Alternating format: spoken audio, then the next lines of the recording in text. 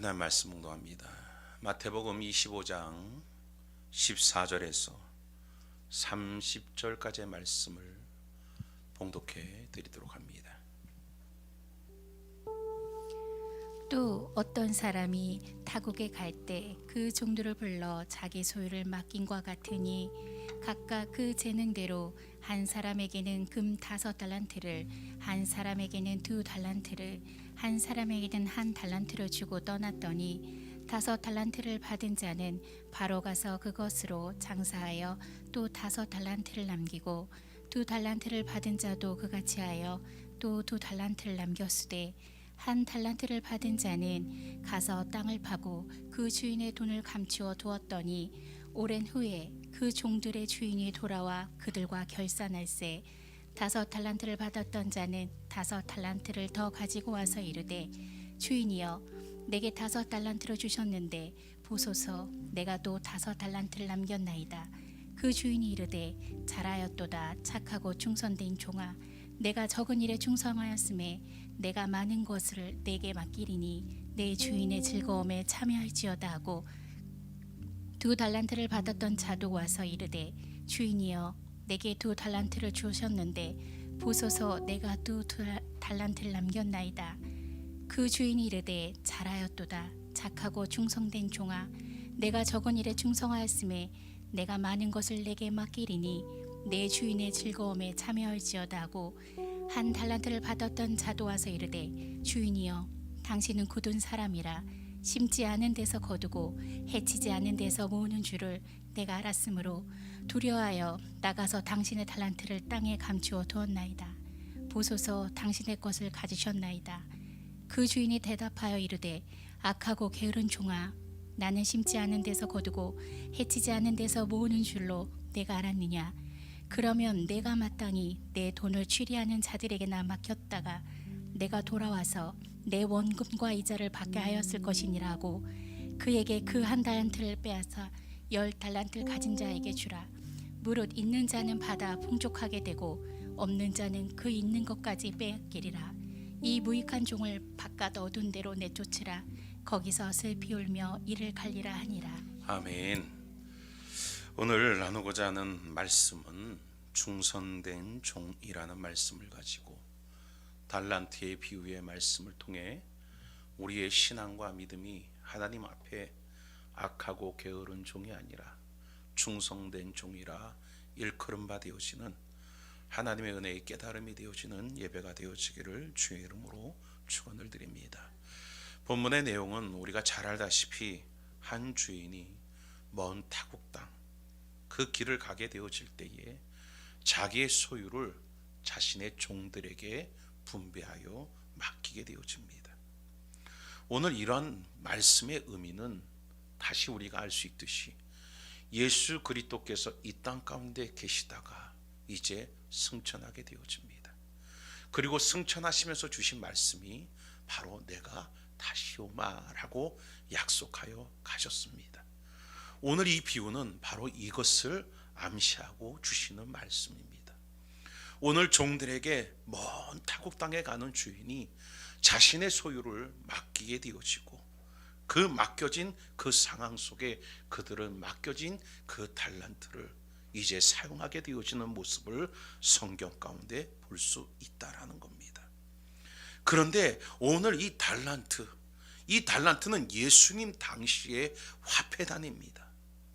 금 1달란트의 가격은 노동자의 15년치 이상의 품삯인데 바로 이 금 1달란트는 오늘날 한국 원화로 계산을 하면 약 5억 원 정도가 되어진다라고 합니다. 결국 1달란트를 맡겼다라는 것은 그만큼 큰 값어치를 그에게 맡겼다라는 것입니다. 5달란트는 약 25억 정도가 되겠지요. 2달란트는 여러분 약 10억 정도가 되겠지요. 그만큼 놀랄 만큼 이 금액을 오늘 여러분 그들에게 맡겼다라는 겁니다. 그러나 중요한 것은 얼마를 맡겼느냐가 중요한 것이 아니죠. 오늘 달란트를 맡은 자의 자세가 오늘 어떠한가가 중요하다라는 겁니다. 5달란트 받은 자는 그가 5달란트를 장사하여 남기게 되어집니다. 2달란트 받은 종도 열심히 장사하여 2달란트를 더 남기게 되어집니다. 그런데 1달란트 받은 종은 그 1달란트를 땅에 묻어둬 버립니다. 언제까지? 주인이 다시 돌아와서 그 모든 것을 결산할 때까지 그가 땅에 묻어두었다라는 겁니다. 결산할 때 주인은 말합니다. 5달란트 남긴 종에게 말하기를, 주여, 주께서 내게 5달란트를 주셨는데 내가 또 5달란트를 더 남겼나이다. 주인이 매우 기뻐합니다. 매우 그로 인하여 즐거워합니다. 그러면 말하기를, 잘하였다, 착하고 충성된 종아, 내가 작은 일에 충성하였음에 내가 많은 것으로 내게 맡기리니 너는 내 주인의 즐거움에 동참하고 참여할지어다 라고 축복하며 칭찬해 줍니다. 2달란트 받은 종도 2달란트 남겼기에 동일한 칭찬과 동일한 축복을 받습니다. 그런데 문제는 1달란트 받은 종이라는 겁니다. 땅속에 묻어 두었다가 주인이 나타나서 결산할 때에 그 땅에 묻은 것을 파내어 1달란트를 내놓게 되어집니다. 그러자 주인은 이 사람에게 말합니다. 이 종에게 말합니다. 악하고 게으른 종아라고 그를 책망하며 그의 것을 빼앗고 어두운 데 쫓아내어 슬피 우음의 역사를 이루게끔 하더라는 것입니다. 그렇다면 이 말씀 속에서 우리가 교훈을 받아야 할 것이 있습니다. 과연 무엇이 문제입니까? 무엇 때문에 어떤 사람은 칭찬과 축복을 받고 무엇 때문에 어떤 사람은 책망과 저주를 당하게 되어집니까? 오늘 여러분, 어떤 자는 충성되다 일컬음을 받고 어떤 자는 게으르고 악하다 일컬음을 받게 되어집니까?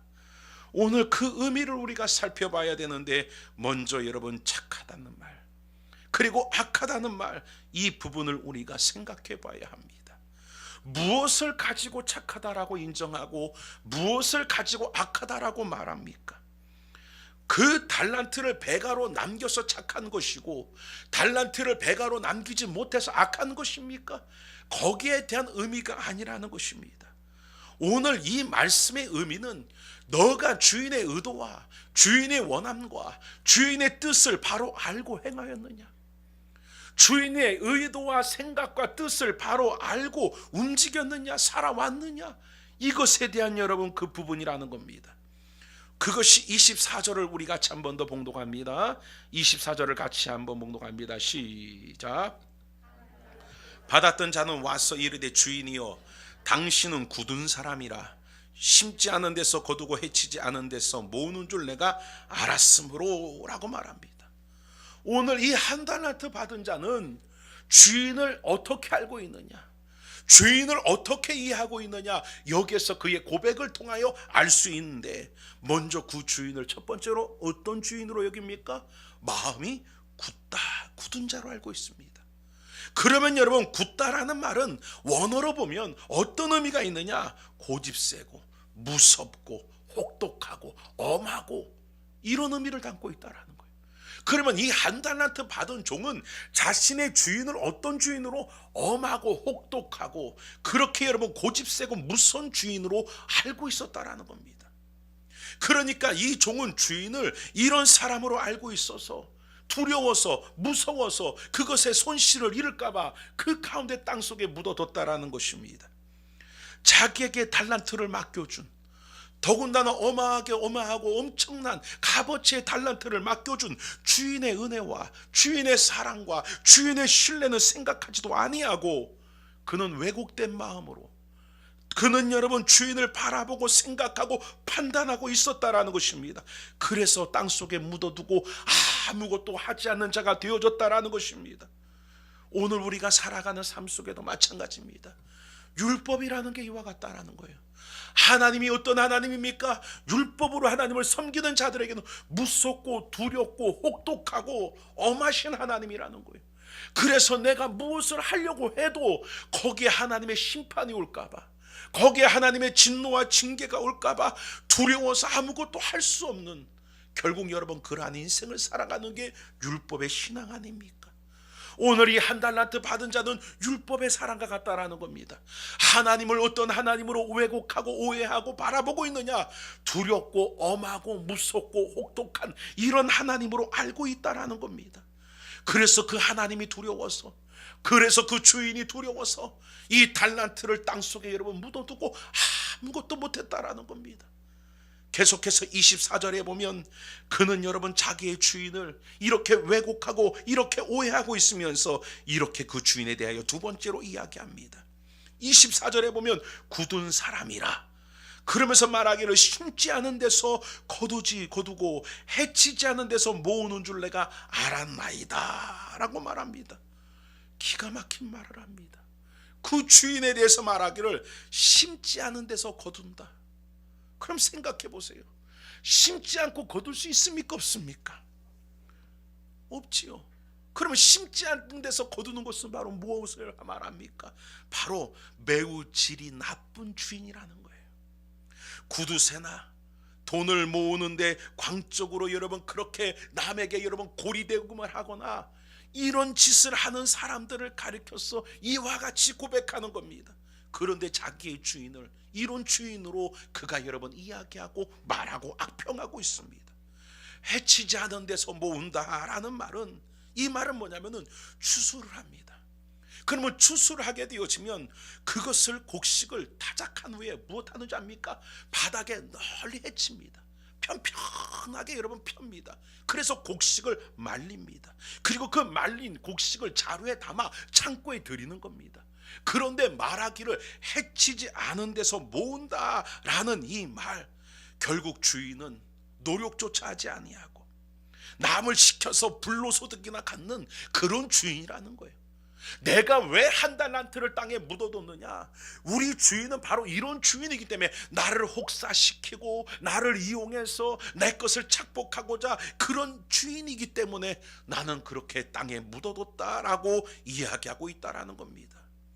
결국 하나님께서 주인이 오늘 이 사람을 악하다라고 하신 말은 주인을 악한 인격자로 몰아세우고 주인을 여러분 그렇게 여러분 독한 자로 몰아세워서 그에게 여러분 그런 말을 인하여 악한 자라 말하는 것이 아닙니다.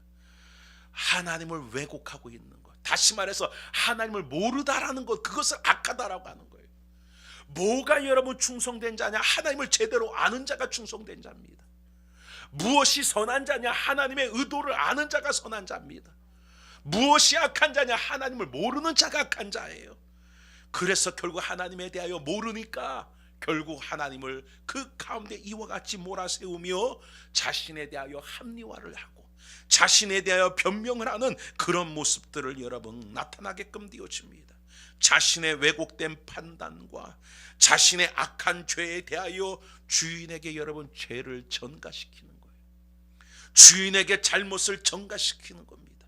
내가 오늘 이럴 수밖에 없는 것은 주인 탓이라는 거예요. 내가 지금 이렇게 한 이유도 주인 탓이라는 것입니다. 그래서 25절에 보면 그 게으르고 악한 자가 무엇하였답니까? 두려워서 땅에 감추어 두었다라고 말합니다. 실패할까봐 두려워서 주인에게 책망을 당하고 주인에게 결국 문책을 당하고 결국 주인의 것을 다 물어내라 해서 물어내게 할까봐 그것이 두려워서 바로 땅에 묻어왔다는 겁니다. 결국 그 주인을 무슨 대상으로요? 두려움의 대상으로 보는 거예요. 오늘 주인에 대한 여러분 잘못된 이해, 주인의 의도를 잘못 알고 주인의 뜻을 잘못 알기에 이런 잘못된 왜곡된 행동과 생각의 모습이 그에게 나타났다라는 것입니다. 오늘 그래서 주인은 다른 것을 달란트를 둘을 남겼느냐가 아니라 주인에 대하여 잘못된 뜻과 생각과 판단을 갖고 왜곡되게 주인을 섬기고자 했던 그에 대하여 지금 악하고 게으른 종아라고 책망하고 있다라는 겁니다. 우리가 율법으로 하나님을 섬기면 결국 하나님을 섬기는 것 같지만 기쁨이 없습니다. 즐거움이 없습니다. 왜냐? 그 율법이 원하는 요구를 우리가 다 충당할 수 없기 때문입니다. 율법이 요구하는 부분을 우리가 다 완벽하게 채울 수 없기 때문입니다. 그렇기 때문에 거기에는 책망이 따르게 되고 거기에는 여러분 심판이 따를 수밖에 없는 거예요.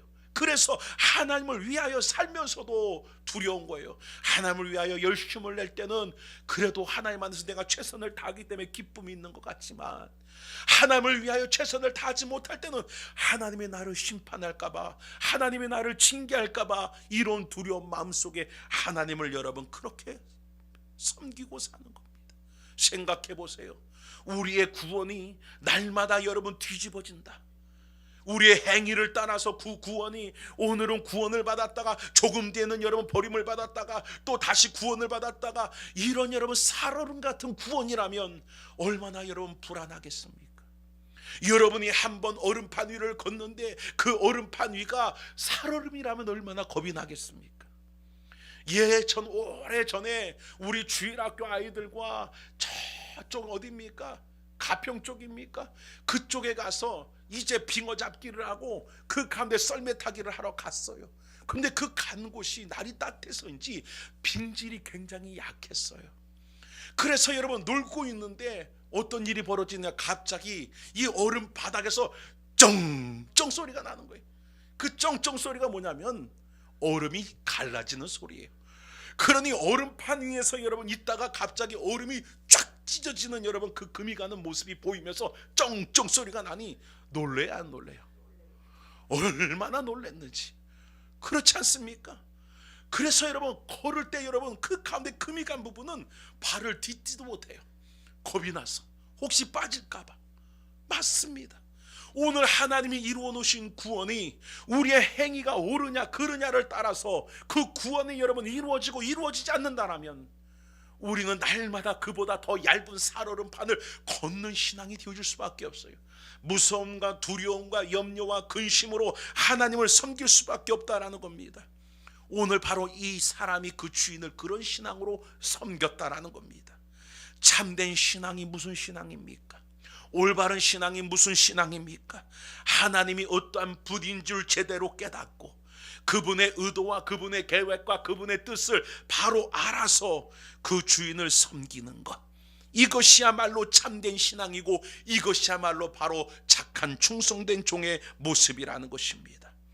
오늘 우리의 신앙의 삶 속에서도 오늘 그 하나님에 대한 잘못된 왜곡과 하나님의 뜻을 제대로 깨닫지 못하는 신앙의 삶을 살아가고 있습니까?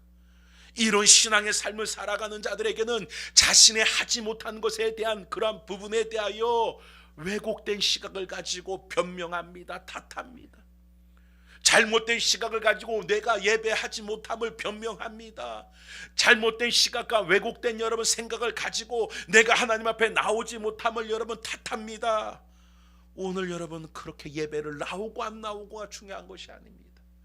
오늘 그 마음속에 하나님의 의도와 뜻을 알고 그 마음과 그 뜻을 우리가 헤아려서 행하는 것인가, 아니면 여러분 그 하나님에 대한 잘못된 왜곡을 가지고 우리가 하나님을 섬기면서 이렇게 원망과 탓을 하며 사는 신앙의 삶을 살아가는가, 우리 자신을 여러분 돌아봐야 될 줄 믿습니다. 오늘 착하고 악하다, 오늘 이 자리에 있는 우리 성도들은 제가 여러분 20년이 넘는 세월 동안 같이 지냈기 때문에 압니다. 우리 성도들은 다 착해요. 너무 착합니다. 가끔 한 명씩 조금 덜 착한 분이 계시긴 하지만 다 착합니다. 그런데 죄송한 말이지만 오늘 여러분 주님의 일은 세상에서 말하는 착함으로 하는 게 아니에요. 하나님의 사역은 착함으로 하는 것이 아닙니다. 성품적으로 기질적으로 착함을 가지고 하는 것이 아닙니다. 여러분 오늘 겉 육신의 성품과 기질은 착할 수 있지만 영적으로는 얼마든지 악하고 게으를 수 있다라는 거예요. 육적으로는 덧없이 착하고 육적으로는 덧없이 순한데 영적으로는 여러분 너무나 악하고 게으를 수도 있다라는 겁니다. 왜냐? 하나님을 제대로 알지 못하고 하나님을 왜곡된 신앙으로 섬기는 자들은 겉은 아무리 착하다 할지라도 그는 영적으로 악하고 게으른 존재일 수밖에 없다라는 겁니다. 오늘 여러분들의 인격적인 부분들이 때로 부족할 수도 있어요. 모날 수도 있어요. 왜냐? 살아온 환경이 나를 모나게 만들고 살아왔던 내 삶의 모진 세월들이 나를 여러분 남들보다 좀 강한 사람으로 바꿔놓을 수도 있어요. 그게 중요한 것이 아닙니다. 하나님을 아는 지식이 오늘 여러분 가운데 충만하여서 하나님을 바로 아는 믿음으로 말미암아 하나님을 섬기는 자가 하나님 안에 진정한 착한 자라는 것. 그래서 우리 주소망교회는 하나님 보시기에 착한 종들이 가득한 교회가 되어지기를 원합니다. 오늘 이 한 자리에 있는 우리가 과연 내가 하나님 보시기에 착한 종인가? 아니면 여러분 인간적인 육적으로만 착한 존재인가? 우리를 돌아봐서 오늘 주님의 마음을 아는 자, 주님의 뜻을 아는 자, 주님을 바로 깨닫고 헤아릴 수 있는 주님에 대한 바른 지식이 있는 여러분들이 되어져서 그 주님을 여러분 그 가운데 기쁘시게 섬기는 은혜가 우리의 삶 가운데 있기를 주의 이름으로 축원을 드립니다. 잘 알다시피 여러분 사울이라는 이 청년은 하나님을 너무너무너무나 사랑했어요.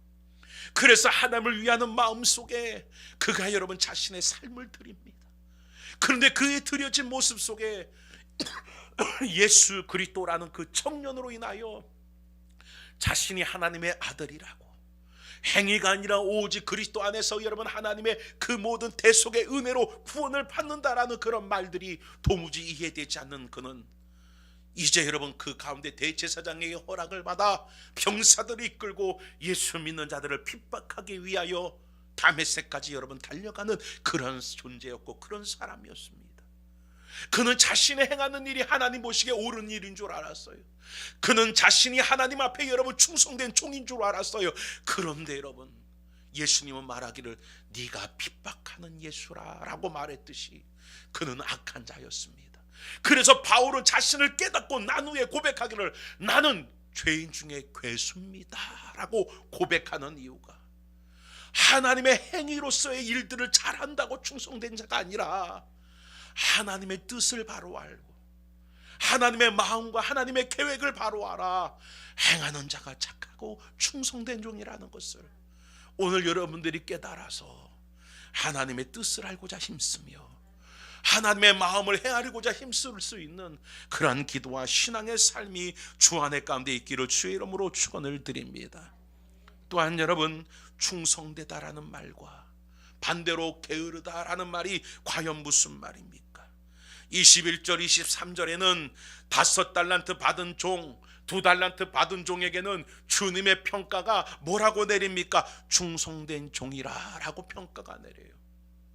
그와 반면에 26절에 보면 땅에 달란트를 묻어두었던 그 1달란트 받은 종에 대해서는 게으른 종이다 라고 여러분 평가를 받게끔 되어지더라는 겁니다. 그러면 오늘 여러분 첫 말했듯이 착함과 악함의 여러분 의미를 우리가 분별했어요. 이제는 우리가 충성됨과 게으름의 의미가 과연 오늘 무엇을 의미하고 있는가 우리가 살펴봐야 될 줄 믿습니다.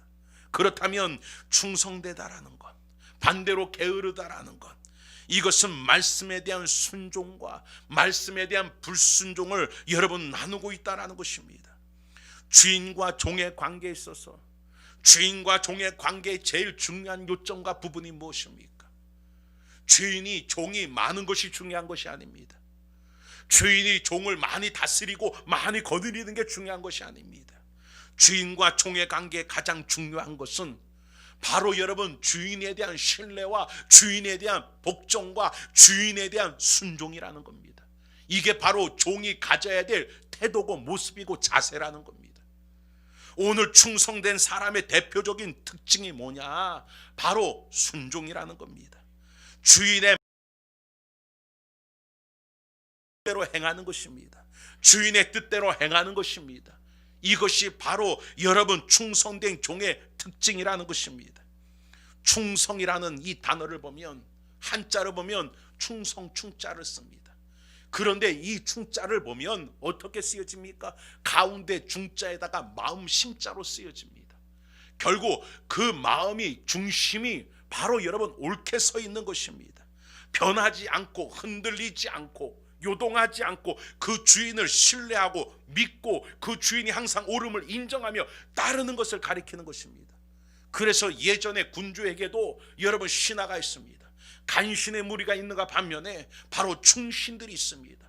그 충신은 어떻습니까? 나라가 어려움을 당하건 힘든가 어려움에 고통의 문제가 발생되건 원망과 원성이 높아지건 상관없이 자신의 군주에 대한 변함없는 일편단심으로 그를 신뢰하고 따르고 그에 대하여 순종하는 자를 충신이다라고 이야기하게끔 되어집니다.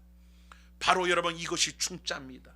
성자는 바로 무슨 성자입니까? 저와 똑같은 성자예요. 정성성입니다. 정성성자는 어떻게 쓰여졌느냐? 말씀 언자에다가 이룰 성자로 여러분 쓰여진 게 정성성이라는 것입니다. 결국 말씀을 이룬다. 그것도 어떻게 정성스럽게 이룬다. 할렐루야.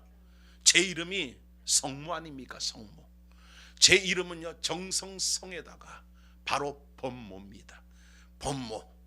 하나님의 법인 말씀을 정성스럽게 이룬다.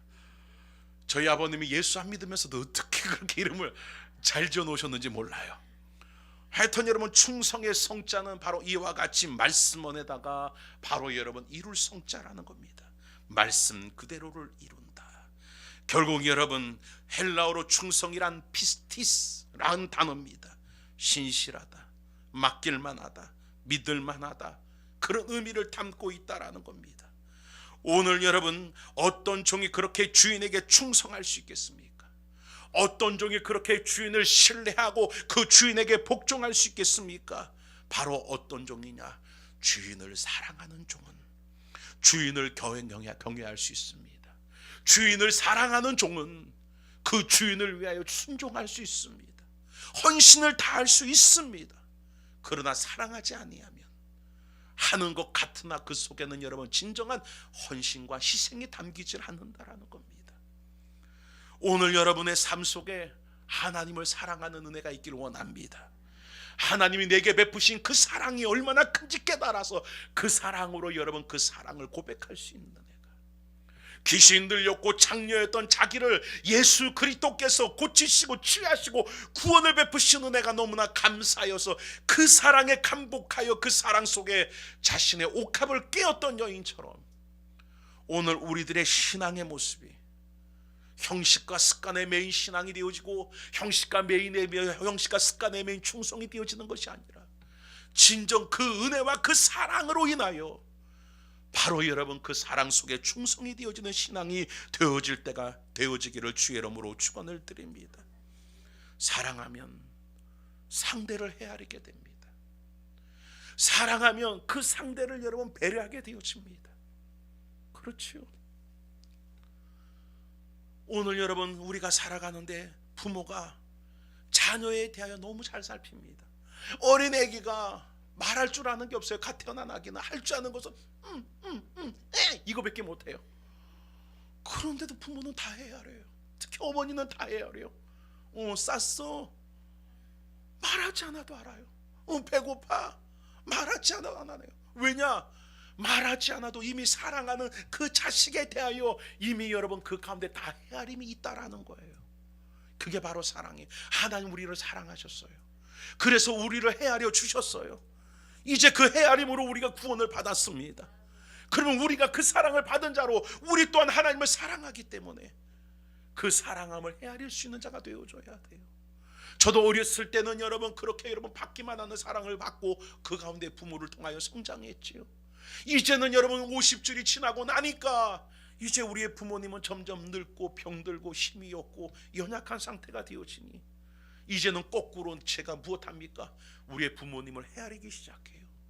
무엇이 필요할까? 무엇이 그 가운데 연약해서 무엇을 도와드릴까라는 헤아림이 내 마음속에 생기기 시작하더라는 거죠. 맞아요.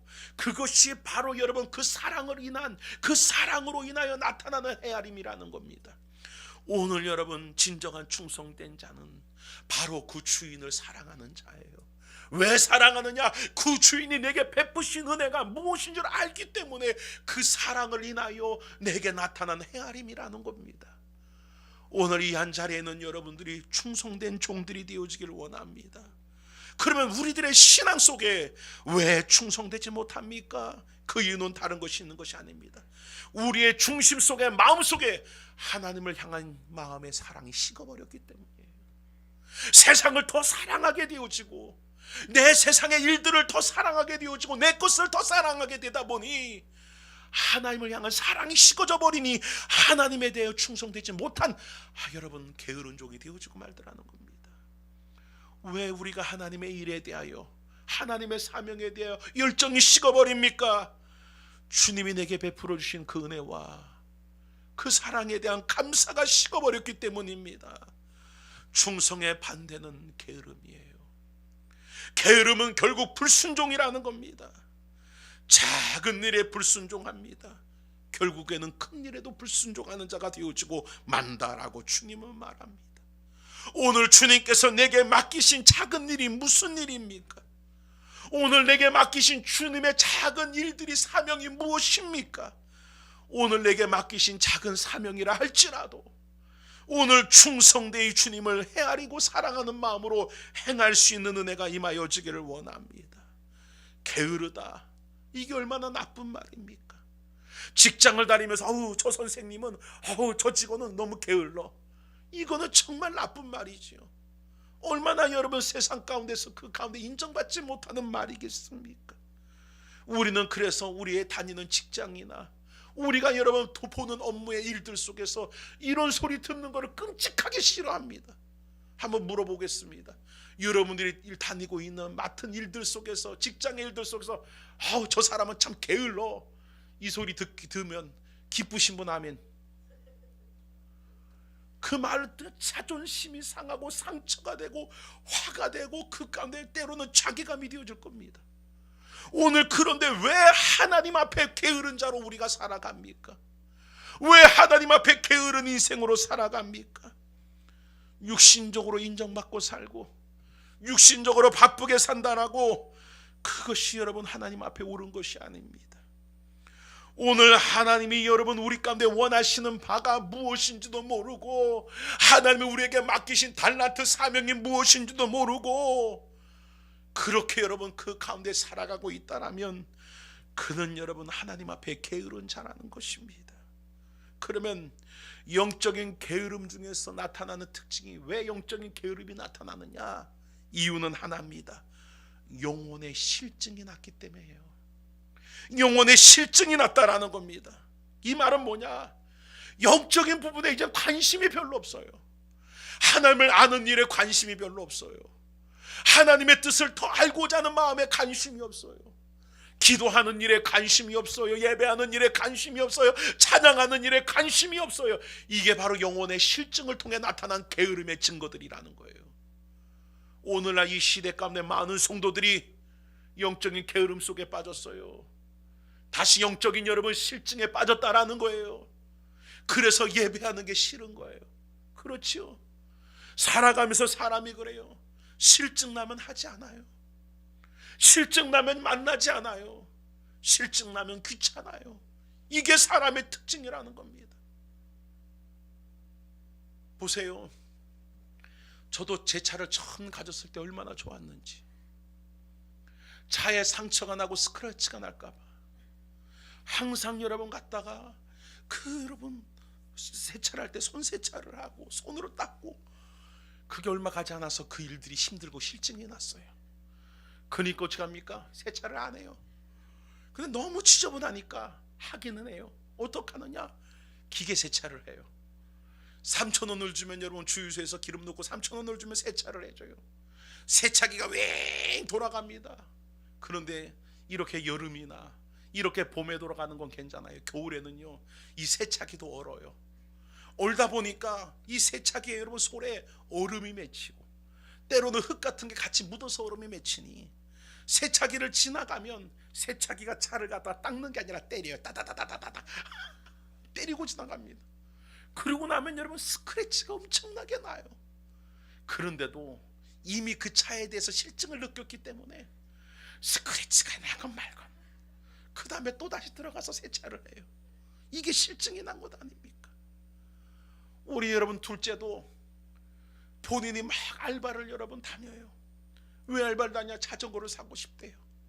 친구들이 다 자전거를 타고 막 다니는 것을 그 가운데 여러분 자기도 사고 싶어서, 그래서 여러분 알바를 다니며 자전거를 샀어요. 처음에는 자전거 샀을 때 그거를 방 안에다 모셔놓고 살아요. 물티슈를 갖다가 닦고 또 닦고 닦고 또 닦고, 어느 날 봤더니 여러분 갖다 복도에 내팽개쳐져 있어요. 왜 복도에 내팽개쳐져 있느냐? 실증이 났다라는 거예요. 맞아요. 오늘 우리가 왜 여러분 게으른 종이 되어졌느냐? 영적인 실증이 온 거예요. 하나님의 말씀에 대해서도, 예배에 대해서도, 찬양에 대해서도, 하나님에 대해서도 이제 관심이 별로 없는 자가 되어지고 말았다라는 것입니다. 오늘 이 한자리에 있는 여러분들이 오늘 이런 영적 게으름을 깨닫고 주여 나를 불쌍히 여겨 주옵소서. 오늘 이 영적 게으름 속에서 이제 벗어나게 하여 주셔서 육적인 관심으로 살아가는 내가 아니라 영적인 관심을 가지고 하나님을 헤아리고 하나님의 뜻을 알고자 힘쓰는 삶을, 하나님을 아는 지식이 충만해져가는 삶을 살아가는 자가 되게 하여 주시옵소서. 오늘 여러분 바로 게으른 종들이 우리 교회에 없기를 원합니다. 게으른 자들이 우리 가운데 없기를 원합니다. 세상 일에는 부지런한 자들인데, 누구보다 세상 일에는 인정받고 바쁘게 살아가는 인생인데, 하나님에 대하여, 복음에 대하여서는, 십자가에 대해서는, 구원에 대해서는, 하나님의 나라에 대해서는 별 관심도 없고 그냥 들어도 듣는가 보다는 그런 여러분들이 되어지지 않기를 원합니다. 마지막으로 착하고 충성된 종과 악하고 게으른 종의 결말이 오늘 성경은 기록되어 있지요. 23절에 보면 같이 봉독합니다. 23절입니다. 시작.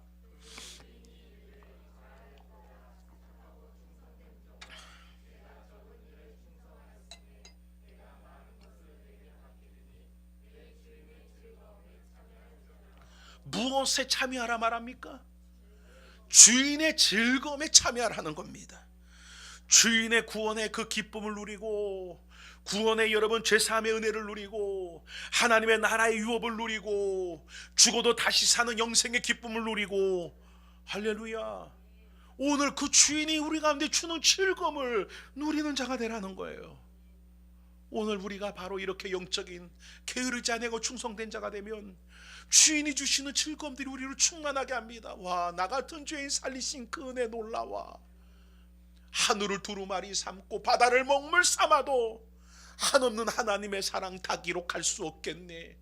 그게 그냥 나오겠습니까? 그 속에 얼마나 큰 즐거움과 감사와 기쁨과 은혜로 충만한 모습 속에 나온 고백 아니겠습니까? 할렐루야. 오늘 이 즐거움이 여러분 가운데 있기를 원합니다. 오늘 이런 즐거움을 누리며 사는 자가 되어지길 원합니다. 그러나 반대로 악한 종은 여러분 어떻게 되어집니까? 29절 가운데 여러분 그 가운데 빼앗긴 바 되어집니다. 그리고 30절 같이 봉독합니다. 30절입니다. 시작.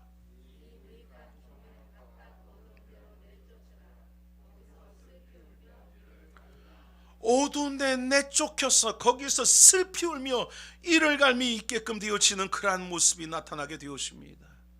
이것은 여러분 주님 시대 때 이야기가 아닙니다. 오늘 우리에게 주신 이야기입니다.